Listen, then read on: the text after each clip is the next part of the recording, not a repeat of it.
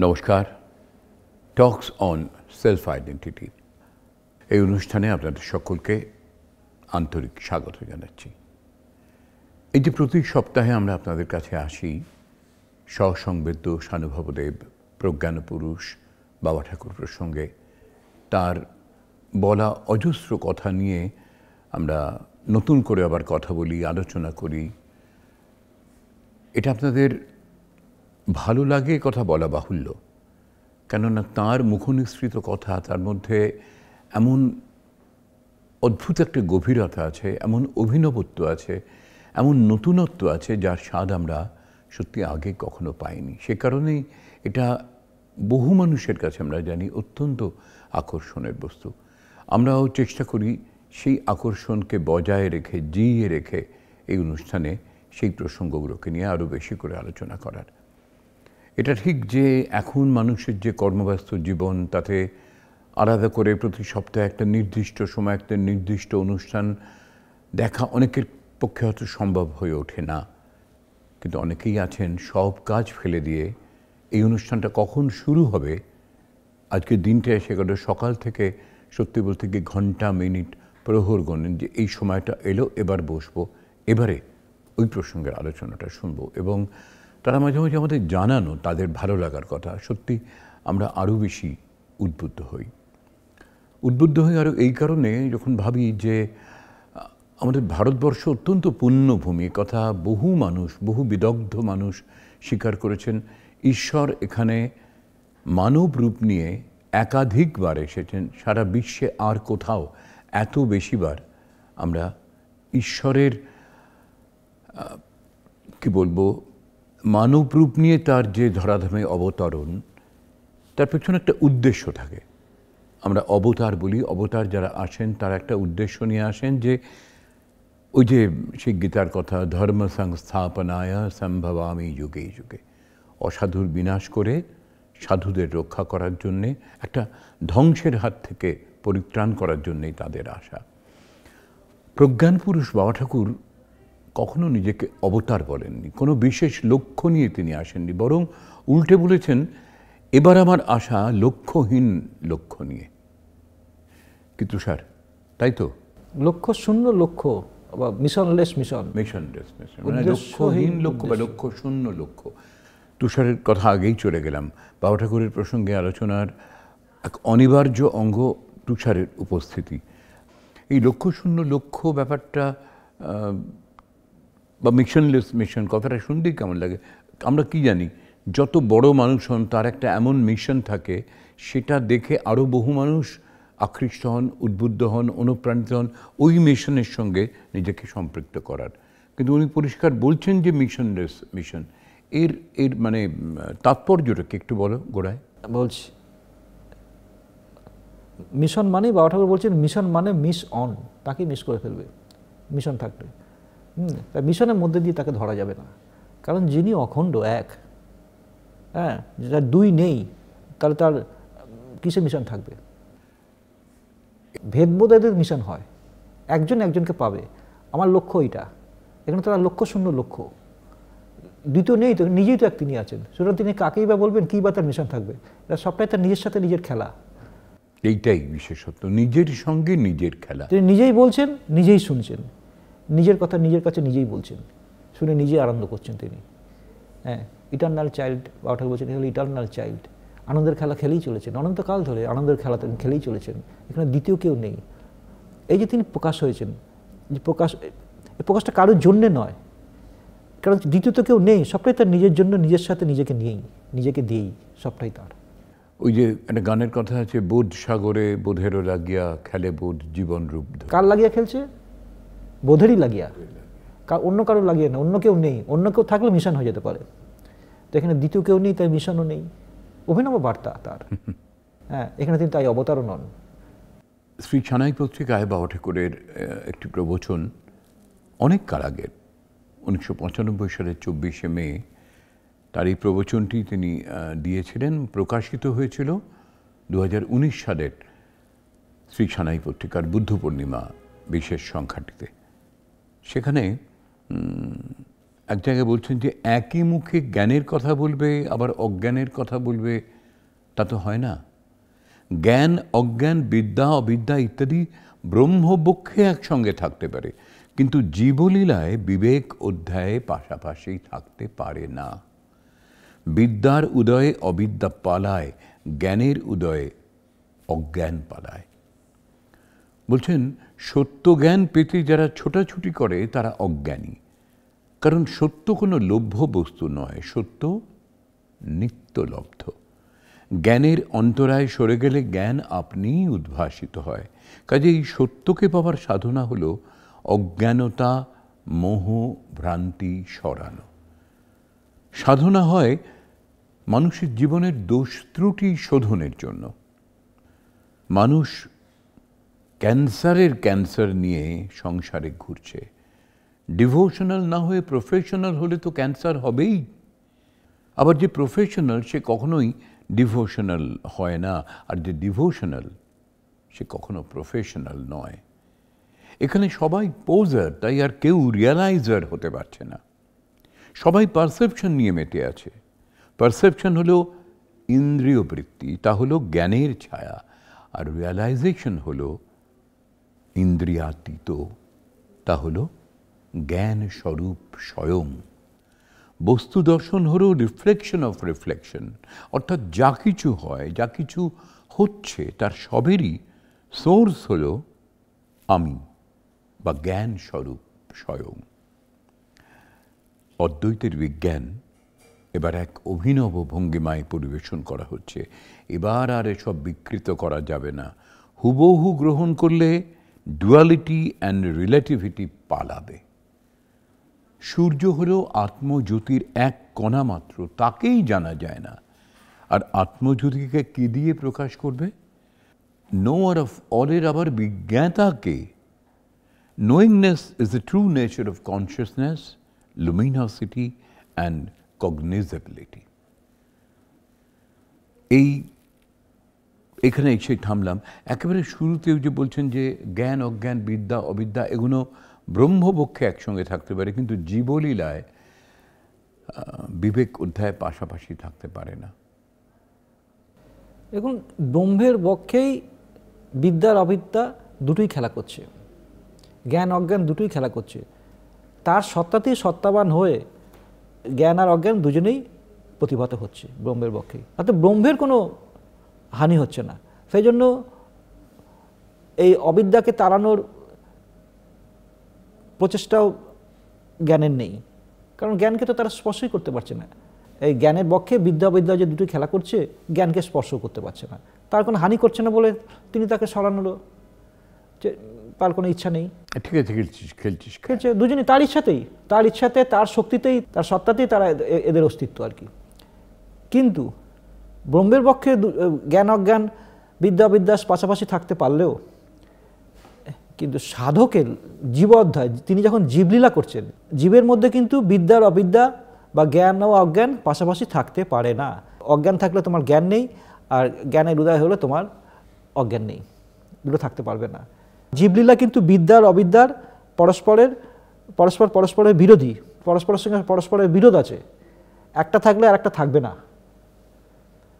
সেই জন্যে সাধককে চলার পথে বিদ্যার আশ্রয় নিতে হবে অবিদ্যাটাকে দূর করার জন্যে।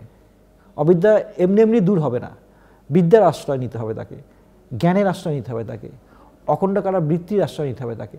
অখণ্ডকারা বৃত্তির আশ্রয় নিয়ে খণ্ডকারা বৃত্তিগুলোকে দূর করতে হবে। অর্থাৎ আমি অখণ্ড, আমি অসঙ্গ, আমি অনন্ত, আমি অসীম, হ্যাঁ, এইভাবে ভাবনাটা এটা হলো অখণ্ডকারা বৃত্তি। নিজেকে অখণ্ড ভাবতে হবে। অখণ্ড ভাবলে কিন্তু আমি খণ্ড, আমি দ্বৈত, আমি সগুণ, আমি সাকার, এই ভাবনাটা আস্তে আস্তে আস্তে আস্তে সরে যাবে।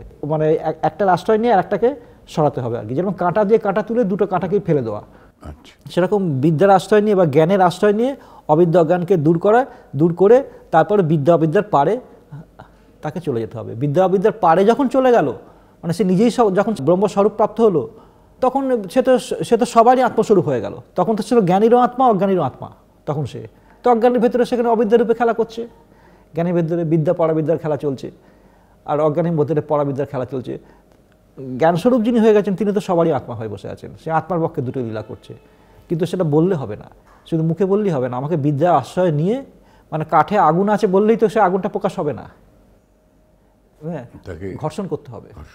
দুধে মাখন আছে বললেই তো মাখনটা বেরোবে না, মন্থন করতে হবে। তা সুতরাং ব্রহ্ম আছেন বললেই হবে না, সব কিছুর মধ্যে আমাকে মন্থন করতে হবে, আমাকে ভাবতে হবে, সব কিছুর মধ্যে সে ব্রহ্মকে ভাবতে হবে, ব্রহ্মকে সব কিছুর মধ্যে আমাকে বসাতে হবে, হ্যাঁ, তবেই তো সে ব্রহ্মের প্রকাশটা ঘটবে। সুতরাং অবিদ্যাটাকে দূর করতে গেলে আমাকে বিদ্যার আশ্রয় আমাকে নিতে হবে, তারপরে বিদ্যা অবিদ্যার পারে আমাকে যেতে হবে।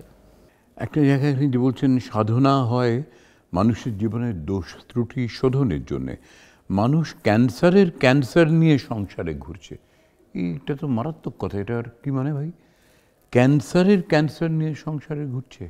এটা হলো ভবব্যাধি। ক্যান্সারটা হলো ভবব্যাধি অর্থাৎ এই যে বারবার জন্ম মৃত্যুর এতে যাওয়া আসা, যে বারবার যাওয়া আসা, এটাই বলা হয় ভবব্যাধি, ভবরোগ। যাওয়া আসাটাই তো একটা বিকার। জন্ম মৃত্যু মানে নিজেকে মৃত্যুর অধীন মনে করাটা একটা বিকার। এই যে আমার জন্ম হয়েছে মনে করাটা একটা বিকার, আবার আমার যে একদম মৃত্যু হবে, আমি যে মৃত্যুর অধীন, মৃত্যু ভয় আমি ভীত, এগুলো একটা বিকার। কবে হবে জানি না, কিন্তু হবে একদিন এটা জানি, এই ভাবনাটা একটা বিকার। আবার আমার জন্ম হয়েছে এটা ভাবাও বিকার। আমি তো জন্ম মৃত্যুর অতীত, না কখনো আমার জন্ম হয়েছে না কখনো আমার মৃত্যু হবে। আমি অজাত, আমি অসৃষ্ট, হ্যাঁ, আমি অমর, আমার মৃত্যু নেই। অমর মানে যার মৃত্যু হয় না। তো সুতরাং ভবব্যাধি হলো এই ক্যান্সার নিয়ে লোকে যে ঘুরছে, বারবার যাতায়াত যে চলছে, জন্ম মৃত্যু চক্রটা চলছে। আর বলছেন ডিভোশনাল না হয়ে প্রফেশনাল হলে ক্যান্সার হবেই। হ্যাঁ, ডিভোশনাল না হয় প্রফেশনাল হলে, প্রফেশনালরা কী করছে, ধর্মকথা মুখে বলছে, ধর্মকথা আলোচনা করছে, কিন্তু তার উদ্দেশ্য তো ধর্মটা নয়। তার উদ্দেশ্যটা হলো তো তার নিজের ভেতরে ধর্মভাবটা জাগ্রত করা উদ্দেশ্য নয়, তার উদ্দেশ্য হলো পয়সা, টাকা।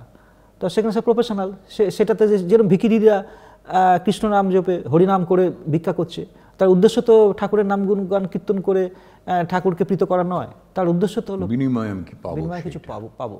সুতরাং প্রফেশনাল যারা, তারা যে আদান প্রদানের বিষয় এটা হয়ে দাঁড়িয়েছে। কিন্তু যারা ডিভোশনাল তাদের তো ওইটার লক্ষ্য নেই। তাদের কথা হচ্ছে যে ঈশ্বর চিন্তা করে, মানে ঈশ্বরকে যাতে আমি লাভ করবো, নিজের জীবত্বটাকে কী করে আমি খসাতে পারবো, তাদের লক্ষ্য ওই দিকে। হ্যাঁ, তো এটা হচ্ছে কথা আর কি। গুরুর সঙ্গে বা ঈশ্বরের সাথেও তো এরকম আদান প্রদান করা যায় না। আমাকে এটা করে দাও, আমাকে এটা পাইয়ে দাও, আমি তোমাকে এই দেবো।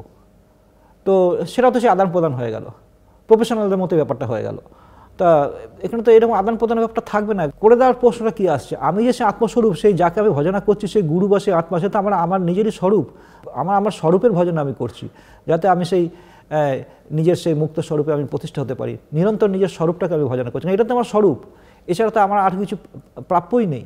আমি যে আমার ফলস পরিচয়টাকে নিজে রয়েছি, আমার এই ফলস পরিচয়টাকে বদলে আমার আসল যে সত্য পরিচয়, আমার সেই সত্য পরিচয়টাকে আমি, আমার নিজের পরিচয়টাই নিজে আমি স্মরণ করছি। আমি তো দ্বিতীয় কারোকে প্রার্থনা করছিও না, আমি নিজের কাছেই তো নিজে প্রার্থনা করছি, নিজের অমৃত স্বরূপটাকে আমি উপলব্ধি করার চেষ্টা করছি। সেই কারণেই কি বলছেন যে এখানে এখন সবাই পোজার, রিয়েলাইজার কেউ নয়। রিয়েলাইজার তো কেউ না, কারণ এটাকে রিয়েলাইজ না করে যখন কেউ বলছে আমি সে আত্মা, এবার রিয়েলাইজ না করে যখন বলছে, তখন সে পোজার হয়ে গেল। পোজার হয়ে কী চাইছে? পোজার হয়ে তার বিনিময়ে একটা কিছু চাইছে। পোজার হয়ে যাতে লোকে আমাকে সম্মান করবে, এটা একটা চাওয়া, লোকে আমাকে সম্মান করবে, তাই আমি পোজ করছি। ওরম করে তো তুমি তোমার আত্মস্বরূপটাকে লাভ করতে পারবে না। আত্মস্বরূপ লাভ করতে গেলে তোমাকে আত্মচিন্তা করতে হবে। তাতে তোমাকে কে কী বললো না বললো সেটা তো ভ্রুক্ষেপ করলে তোমার চলবে না। আর এখানে আলাদা করে বলে দিচ্ছেন যে পারসেপশনটা হলো ইন্দ্রিয়বৃত্তি, জ্ঞানের ছায়া, রিয়ালাইজেশনটা হলো ইন্দ্রিয়াতীত জ্ঞান স্বরূপ স্বয়ং, প্রকৃত জ্ঞান। সেইটা প্রকৃত জ্ঞান মানে, জ্ঞান কথাটার মানেটা কি? জ্ঞান কথাটার মানে হলো নিজেকে আত্ম হিসাবে জ্ঞান করা, অর্থাৎ মানে যা সত্য সেটাকে জানাই তো জ্ঞান। মিথ্যা জানাটা তো জ্ঞান নয়। নিজেকে জীব হিসাবে জানাটা, বা আমি অন্য কিছু করে একটা জানলাম, বিশেষ কিছু একটা জানলাম, সেই জানাটা কিন্তু প্রকৃতির অন্তর্গত, অর্থাৎ সেটা মিথ্যা, সেটা কিন্তু সত্য নয়। সত্য এক আত্মাই। জানা মানে বাটা বলছে যা না, সেটাই হলো জানা। যেটা জানা সেটাকে সেভাবে তুমি জানছো, বাটা এটা বলেছেন জানা মানে যেটা উন্তস্তুজ, যেটা জানা তুমি সেটাকে সেইভাবে জানছো, কিন্তু ওটা তো ওরকম না, ওটা তো আত্মাই স্বয়ং, তুমি তো সেইভাবে জানছো না কেন? কারণ সেটাকে তো আবার এই ভেদভাবে জানা যায় না। আত্মা তো কোনো জানার বস্তু নয়। আত্মা যে আমি যে আত্মা, এটা উপলব্ধি করার বিষয়। জানাটা তো হলো ভেদবোধে। এগুলো শুনতে শুনতে আমাদেরও মনে হয় কিন্তু সত্যি সময় এসেছে আমরা তো এইভাবে ভাবতেই পারি যে আমরাও নিজেদেরকে ওই একটা ছোট্ট জায়গায় কুক্ষিগত রেখে আমার সসীমতার মধ্যেই আমি রয়ে গেছি, এটা নয়, এই আমিটা আমি নয়।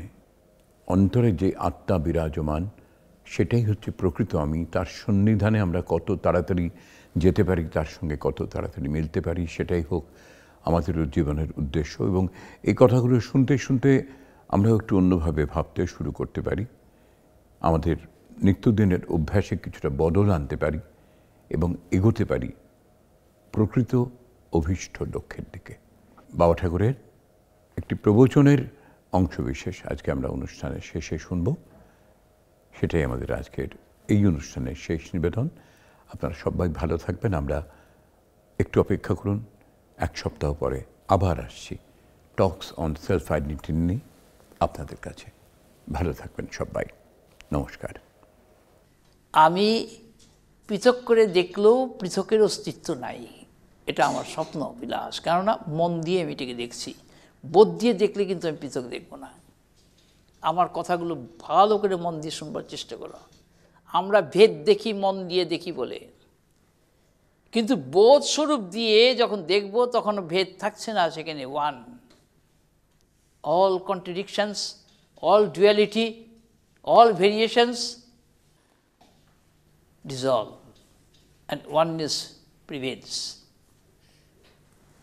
অদ্বৈত থেকে ওঠে, দ্যাট ইজ রিয়ালিটি।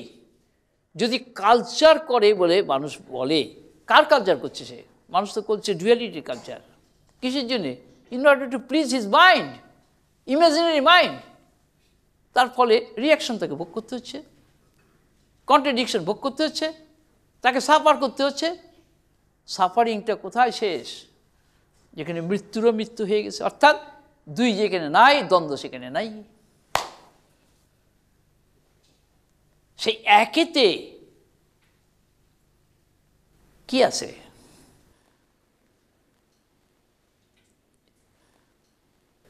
একেতে দুইয়ের অভাব। দুইয়ের অভাব মানে দ্বন্দ্ব নাই, সাবজেক্ট নাই, অবজেক্ট নাই, আউটার নাই, ইনার নাই, ইনার নাই, সেন্টার নাই, সেন্টার নাই, ট্রান্সেন্ডেন্টাল নাই, সাবজেক্ট নাই, অবজেক্ট নাই। তাহলে কি আছে? All pervading one reality, all perfect one reality of homogeneous nature, which is সচ্চিৎ আনন্দ, অখণ্ড, পূর্ণ। আজকে গানগুলোর মধ্যে দিয়ে সমস্ত রকমভাবে আত্মার মহিমাকে বলে দেওয়া হয়েছে। অমর আত্মা সচ্চিদানন্দ, নিত্য সত্তা, ভূমা অখণ্ড, আপনাতে স্বয়ং আপনি বিরাজে, স্বভাব ঐশ্বর্যে, সবোধ মাধুর্যে। তুমি আমি সবাই প্রকাশ তার, ওঠে ভাসে ডোবে সবে তারই মাঝে, ওঠে ভাসে ডোবে সবে তারই মাঝে। তুমি আমি বোধের মাঝে, অমর আত্মা নিজেই আছে, প্রকাশ করে সব মহিমা নিজে, নিত্য নূতন কারণ কার্যে। সবৎ স্বরূপ সত্তায়, সবোধ সত্তায়, নিত্য বিহারে, সবোধ সত্তায় নিত্য বিহারে। স্বরূপ সৌন্দর্যে, স্বভাব ঐশ্বর্যে, স্বভাব লীলায় আপন, নিত্য খেলে বেড়ায় স্বয়ং শক্তি সাজে। স্বভাব লীলায় আপন, নিত্য খেলে বেড়ায় স্বয়ং শক্তি সাজে। সবোধ আপন, হারায় না কখনো, থাকে পূর্ণ সতেজে। স্বভাব তার সগুণা নির্গুণা, লীলা চাতুর্যে। স্বভাব তার সগুণা নির্গুণা, লীলা চাতুর্যে। সবোধ তার সর্বসম, নিরূপম, আনন্দ আতিশয্যে। আমি আনন্দ দিয়ে আরম্ভ করেছিলাম, এই আনন্দ দিয়েই শেষ করছি। কেননা আদিতে আনন্দ, অন্তে আনন্দ, মাঝখানেও আনন্দই থাকতে হবে। কাজেই মাঝখানে তোমাদের নিরানন্দকে কি করে সরিয়ে দেওয়া যায়, শুধু আজকের বক্তব্যের মধ্যে তার আভাসটা রয়েছে। যদি ভালো লাগে তবে নিশ্চয়ই তোমরা সেটাকে অনুভব করবে, আর মন্দ লাগলে বাদ দিয়ে দেবে। যারা এখানে শুনতে এসেছে আমি কিন্তু তাদেরকে কিছু বলিনি। আমি কি বলেছি, আমি সেটা শুনেছে। এখন তার বেশি আমি আর কিছু জানি না। এই আমির কিন্তু আদি নাই অন্ত নাই। নিজেকে তুমি সসীম ভেবে কষ্ট পাবে, শুধু অনন্ত অসীম অখণ্ড ভাবলে কষ্ট সেরে যাবে। সেইটি খুব ছোট করে বলা হলো যাতে সহজেই মনে রাখা যায়। আমি দেহের অধীন নই, ইন্দ্রিয় প্রাণের অধীন নই, মন ও বুদ্ধির অধীন নই, অহংকারের অধীন নই, আমি প্রকৃতির অধীন নই। এগুলো সবই আমার দ্বারাই প্রকাশিত হচ্ছে।